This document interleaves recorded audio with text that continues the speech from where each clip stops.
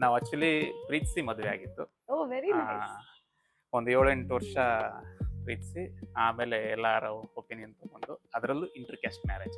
ಹೇಗೆ ಅಂತ ಹೇಳಿದ್ರೆ ನಮ್ಮಲ್ಲಿ ನನ್ನ ಥಾಟ್ಸ್ ಹೇಗಿತ್ತು ಅಂದ್ರೆ ಚಿಕ್ಕವನಿಂದ ಇರುವಾಗ ಕ್ಯಾಸ್ಟಿಸಮ್ ಇರಬಾರ್ದು. First of all one nation one rule one ಎಲ್ಲ ಆ ತರಹ ಬದುಕಬೇಕು ಅಂತ ಆಸೆ ಪಡ್ತೇನೆ. ಈ ಕ್ಯಾಸ್ಟ್ ಅನ್ನೋದು ಯಾರು ತಂದ್ರೋ ಗೊತ್ತಿಲ್ಲ, ಬಟ್ ಒಂದು ಕ್ಯಾಸ್ಟಿಗೂ ಏನು ಅವರು ಮನುಷ್ಯರು ಇವರು ಮನುಷ್ಯ ಒಳ್ಳೆ ವ್ಯಕ್ತಿ ಅಂತ ನಾವು ಫೈಂಡ್ ಔಟ್ ಮಾಡೋದಾದ್ರೆ ಕೆಳವರ್ಗ ಮೇಲ್ವರ್ಗ ಅಂತ ಏನಿರಲ್ಲ. ಯಾರು ಉತ್ತಮವಾದ ಜ್ಞಾನ ಪಡಿತಾರೆ, ಆ ತಿಳುವಳಿಕೆ ಮತ್ತೆ ಜ್ಞಾನ ಮತ್ತೆ ಸ್ವಚ್ಛತೆ, ಅವರ ನಡವಳಿಕೆ ಅದ್ರ ಮೇಲೆ ಅವ್ರ ಜೀವನ ಇರುತ್ತೆ ಅಂತ ಅನ್ಕೊಂತೀನಿ. ಅವರೇ ರಿಯಲ್ ಕ್ಯಾಸ್ಟ್ ಅಂದ್ರೆ ಹೈ ಲೆವೆಲ್.